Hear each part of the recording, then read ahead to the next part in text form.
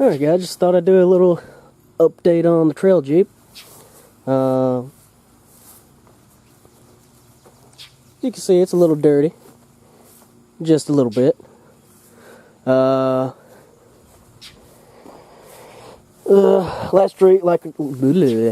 Last week was the 4th of July, so, and my buddy, who's got the 91, or excuse me, the 90, basically the Twinkie of this,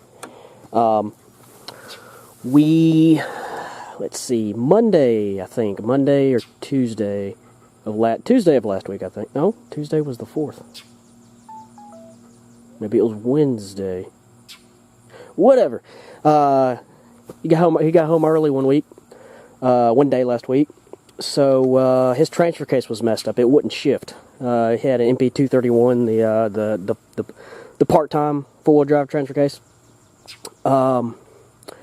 We had with the Jeeps, it came with the transfer case, an MP242.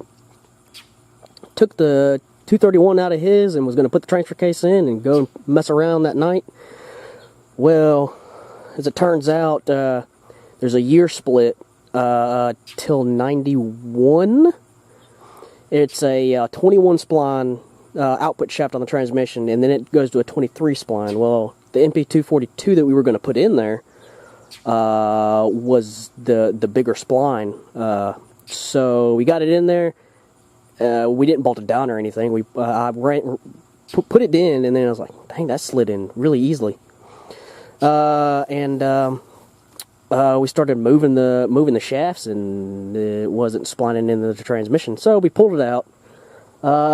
Did a quick search online, and I realized you could swap the input planetary gear set between the transfer cases. So we took both transfer cases apart, the MP231 and the MP242. Took everything out because it's the last thing you take out and the first thing you put in. So we took both cases apart, and then ran into some problems with the cuts of the gears. The newer transfer case with the bigger gears, with the bigger spline count, I didn't think we couldn't get it to spline up right, because some of them were pointed gears and the other ones were flat gears. The point was cut off. So we sat around messing around trying to figure out, and then we went back to MP231, which the only thing was the matter with the 231 is somebody had been in both of them and done some repairs to the MP231. The MP231, one of the forks was replaced. The other fork looked like it needed to be replaced, but they didn't. And what was the matter with that one is it wouldn't shift. You could not shift it by hand. It would not go through the gear range as it was supposed to. The MP232 looked like it had just been apart for normal maintenance, clean it out, and then reseal it. But so what we ended up doing is we were getting ready to put the 231 back together. We had shaved the shift fork, not the shift fork, the shift pawl that moves the shift forks. We had taken a little grinder to that to make it a little more of a ramp, and so we could hopefully get it to shift. And as we were doing that, I decided to try one last time to get the planetary gear set back in the 232. So just with a little hammer, tappy, and the input shaft went in. So we put everything back together, and we got everything back in at about 11 o'clock. So we swapped the input planetary gear set between the transfer cases. So he's got four-wheel drive in his Jeep now. So now that he had four-wheel drive in his Jeep, he wanted to start messing around again. So for 2 days straight, we went that night, messed around till about midnight, and then for the next 2 days or so, we messed around again. In the Jeeps, and this is the aftermath. The front's a little more banged up. I am missing both my marker light from there, my marker light from here. While we were back there, the axle came up and busted my transmission lines. Right? Ooh, that's leaking. That is a pressure line. Ooh, I need to check it. I definitely need to check that. Looks like it actually is leaking slightly. That line right there with those new clamps, the upper control arm mount came and smashed that. So my buddy went up to his house, grabbed 3 bottles of transmission fluid, put 2 bottles in it, was able to get through the ditch, got all the way to the street, put the last bottle in, and was able to run up to the house. And then luckily, I had some line laying around, so I replaced the line. That's supposed to be a solid line, a solid hard line, because it's a pressure line. The guy who had this before me obviously had the same problem, smashed the lines and cut the hard line out and put a soft line in. So, yeah. So, that happened. The front fenders are more banged up. The door, well, I don't have a mirror. I knocked my mirror off a trip the week before. This door is a lot more banged up. I'd actually, while I was back there the second night that we went back there, this door was hit so hard it moved the striker. And when it moved the striker, the door wouldn't open. So I had to get out here with a pry bar, and I used a pry bar right here, pried the door open and moved the striker so now the door opens and closes. I don't have to go crawl out through the passenger side. But the door is a whole lot more damaged. And there's a nice crease right there. That's from, same back here, that's from going up a steep trail that used to be for the four-wheelers. It's a tree, it's a bush, but it's a tree. A tree's trying to grow in, and it juts out and juts up. And when you go up the hill and down the hill, you scrape it down the side of the Jeep. So that's messed up. These are from going through all the brush and making our own trails. Trying to make new trails back there. I happened to be in the front. This was the last night we went out and messing around. We were making our own trail. We got stuck, so it got to the point where we had to turn around. But besides turning around and going the same way, I turned and started making another trail going up another way. And I was running over some pretty decent-sized trees that were trying to grow, bushes. So I was running all that stuff over, and I ended up breaking this off. This mirror broke off too. I think that broke off. I don't know when that broke off. I think it broke off. It broke off when we were going through those trails.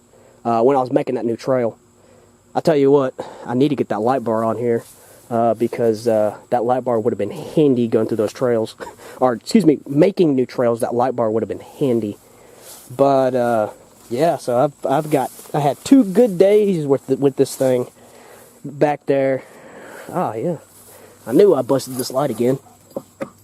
So that light's completely busted. I don't think I have any more damage to the hatch, but this light's damaged from that trail. I had the dash cam going. I was hoping I was going to get some nice video. There's actually a pond back there that's got a nice hard bottom that's also got a lot of logs. We did a couple water crossings, and the water comes up to about the bottom of the door. The water comes up to about right here on the bottom of the door. It doesn't come inside, but I thought I had some good video of that, but I didn't have a very big memory card in there. And that dash cam isn't the best. It's my old dash cam. Next time I go back there, I got a 32 gigabyte I'm going to put in there and go through some water crossings with it. I wish I had that water crossing video, because that water crossing was fun. But there's always a story. It's under load now. I don't know exactly what it is, but under load now. And neutral, I can rev it up pretty much as much as I want. When you hit about, I'll probably do a video right before the end. When you hit about, I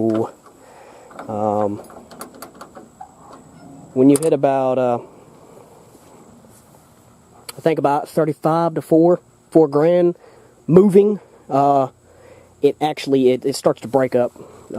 It might be gas, because I know I hit the gas tank a couple times. I think I haven't exactly checked, but I think I hit the gas tank a couple times. Yeah, there's a nice dent right there in the gas tank. But that's really the only dent I see. It's right there in the corner. That shouldn't affect anything. It's breaking up, and my buddy's saying when it's breaking up, it's shooting out a blue flame, which means it's running lean. So it's leaning out in high RPM. I haven't really come out here to figure out what it is yet. I was out here the other day looking around. The coil packs, I noticed the coil pack has a split in the top of the coil. But I poured water on it while it was running, trying to see if I could get it to arc, trying to see if I could get the coil pack to arc. It's not arcing. I need to take it off and test the values. It could be bad. It probably wouldn't hurt to be replaced anyway. I need to check the fuel pressure. It's a new fuel pump. It probably actually wouldn't be a bad idea to replace the fuel filter because I never got all of the old gas out of the tank. I have ran it low before. It's only at a quarter tank, and I've ran it to E before. Don't know 100%. It could be the crank sensor. I don't know. It's OBD1, so there's really nothing nothing in there I can check. The check engine light's not on. The check engine light will come on, but the check engine light's not on, so it's not throwing a code for anything. But yeah. Just thought I'd come out here and do a quick video of this. I haven't done a video of that in a while. I needed to put a light bar on it. I might put a light bar on it this week. Well, I was talking about possibly getting a new job in the last video. I got it. This is my last week doing sales. So that's fun. I've had my 2.5 years of doing sales while I've been in college, so I'm happy to get out of sales. More than happy to get out of sales. It's been crap the last couple months or so, but should be getting a lot more money. I'm also going to be paying for a lot more stuff on my own though now, so even though I'm getting more money, I've also got other stuff I'm going to be paying that I didn't used to be paying. So anyway, I'll still have more money than I do now. So, solid axle for that. Start to save up. Fix this thing. Get stuff for that thing. So, yeah, I'll probably do a video here in a minute of it breaking up. But I can show you if I can show you the coil pack.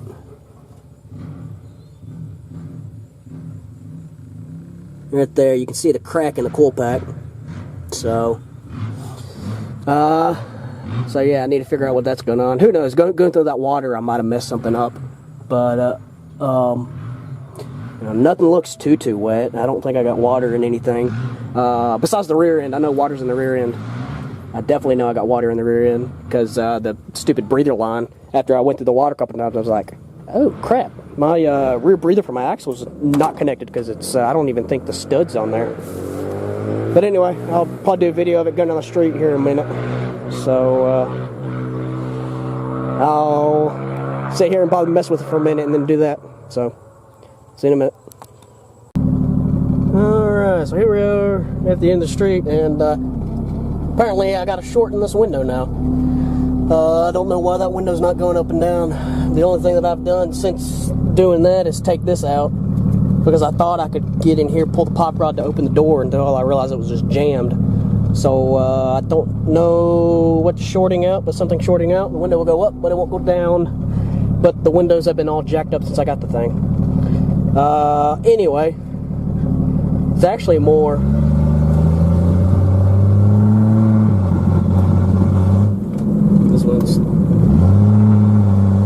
Wow, it's not even letting me get past $2,000. Also, I got a flat tire. Driver's side tire's flat.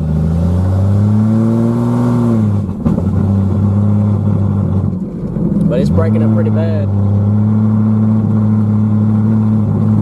So I don't know what's going on.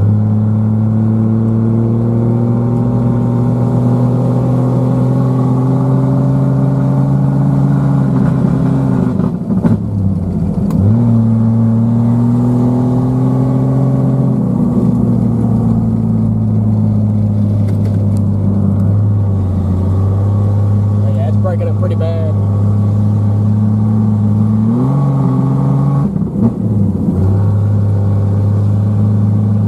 But yeah, that's what it's doing.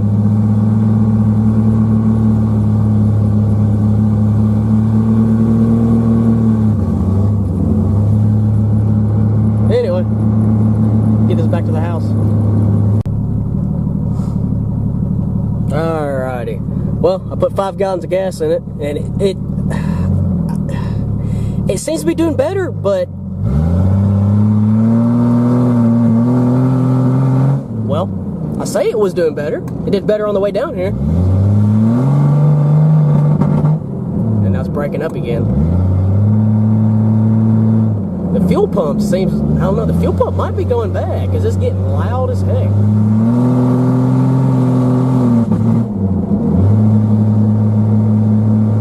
The fuel rail is also really, really hot. I don't know.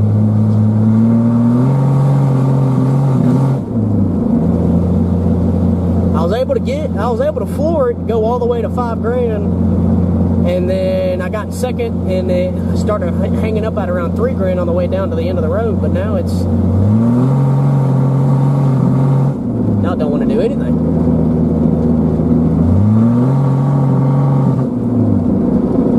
It seems like a fuel issue though, because the fuel gauge is bouncing all over the place too. I don't know.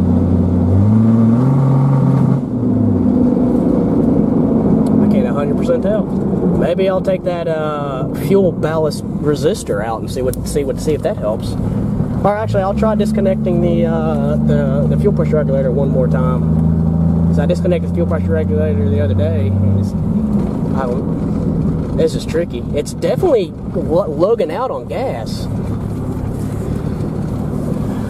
I hope it's not the fuel pump, because I just replaced it. I mean, it's got a lifetime warranty, but still. But then that's fine. So I don't know. Let me take that fuel ballast resistor out and see what happens. Well, none of that stuff worked. Bypassed the fuel pump resistor. That didn't work. Fuel pump ballast resistor. That didn't work. I still think it's starving for fuel. I don't know. That fuel rail seems awful hot, even hotter than it usually is. Heck, it's even taking longer to crank now. It's taking quite a bit longer to crank now. When it's hot anyway. So I don't know. Fuel pressure seems good. I haven't tested it under load because I don't have a long enough tube to test it under load. Don't know. I'll probably get a set of cap and rotors and a coil because it doesn't have cap rotors and a coil. It's got brand new spark plugs. I need to check spark plugs, see what spark plugs look like. But shoot, I don't know. I know my fuel pump's gotten louder. Even with the ballast on there, it's gotten louder. So I don't know. I'll probably get a fuel filter because I know there was a bunch of crap in the bottom of that tank. So get a fuel filter. I don't know. I do not know what's doing that. It started doing that probably after it got hot one good time. I don't know. But I mean, it's always ran a little hot.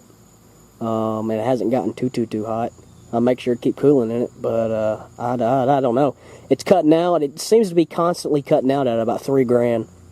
And it doesn't seem to do it, maybe not after it first cranks up, but then you give it a second, even when it's warm, you hit it and it starts breaking up at around 3 grand. So it still seems to be a fuel delivery issue. And it's not like it's missing, it just completely loses power. Like completely loses power. If you hold the gas down, once it hits 3 grand and it starts cutting out, it won't gain power back until you let off the gas. So I don't know. I'm trying to rack my brain to think of what it could be. I mean, it could be a crank sensor, a crank position sensor. Those are common problems on these things, but usually a crank position sensor, it won't start at all. And it's breaking up at around $3,000, so I don't know. I really don't know right now. Like I said, I still think it's a fuel delivery issue. But fuel delivery issue where and how and why, I don't know. I gotta rack my brain and think some more on this. But anyway, that's just an update on the red Jeep, on the trail Jeep. Got a good 2 nights, 2 days, or 2 nights and 1 day. 2 good nights and 1 good solid afternoon of riding. And went through about a full tank of gas doing all that, and starting to mess up on me. I'll get it figured out. Who knows, it could finally be the head gasket taking a crap. But I don't know. It's not, the oil's not milky, but it does seem to be leaking quite a bit more. But I was told this thing leaked like a sieve anyway. It leaks about everything it's got. About every fluid you can think of, it leaks. So, I don't know. Just gotta sit this one and think about it. Think about what to do. I know it needs a coil because that coil pack is cracked. I doubt it's the coil pack though, because it's a blue flame, so it's running lean. So it's not a hot flame; it's a cold flame. So that was my buddy was telling me. So said when it was backfiring, it was a nice cold flame. It wasn't a hot flame, so it wasn't a rich flame. It was a lean flame. So I just got to figure out why it's leaning out at $3,000. Could be injectors. Like I said, that fuel rail is getting scalding hot, which is a common problem on these things, but I've never had a problem with one of these older styles heat soaking like that. Heat soaking that bad anyway. That's pretty bad. Quite a bit bad. I don't know. Something to think about. It still could be a fuel pump, but gosh, I don't want to take that pump back out. Pump's a pain in the butt to get. It's not a pain in the butt to get to. It's easier to change the pump on this thing than it is on that thing. That thing, you got to drop the whole tank. This one, you can get to it by just jacking up the rear end where the rear axle drops, and you can get to the fuel pump right there. That one, you got to drop the whole tank. I mean, it seems to be good. It seems to be holding around 40. Fuel pump seems to be holding around 40, and revving it up and idle, it goes, all the way red line. But you get a load on it, and it starts breaking up at around $3,000. When it might not do it the first 1 or 2 times you do it, but after that, it breaks up about every time. It didn't used to be this bad. Seems to have gotten worse, but something to think about, something to wrap my brain around, figure out what's going on. I'll get it back on the road. It's either a fuel issue, electrical issue of some other sensor. Say it could be a camshaft position sensor, and it probably crankshaft position sensor, and that wouldn't be that bad of an idea to go ahead and get. It's just they're $100 and something bucks. So, and the only one you want to get for one of these things is a dealer. You do not want to get aftermarket at all. You do not want to touch aftermarket camshaft position sensors for, crankshaft position sensors for any Jeeps, and I think pretty much any Mopar, but definitely these 4.0s and even the newer, even the V6s. You don't want to touch anything but dealer. The aftermarket ones are just not tight enough of a tolerance to work. A lot of them are dead out of the box too. You get them out of the box, you plug them up, and they don't even work. So, I've sold my fair share of, I've sold my fair share of crank position sensors. I've swapped out one that somebody bought somebody bought and they brought it back and said, hey, I put this on, it wouldn't crank out of the box, and swapped it out. But anybody else that came in with the Jeep with the crank position sensor, I always told them to get a dealer. I honestly pretty much refuse to sell them, except sending them to the dealer. So I guess I'll be buying another one. I already bought one for that one a couple years ago, but that one flat out went out. And this one, usually when they go out, so I don't think it is the crank position sensor. Do some research, get some values, do some digging. But anyway, I'm rambling quite a bit. This is going to be a lengthy video. But anyway, talk to y'all later.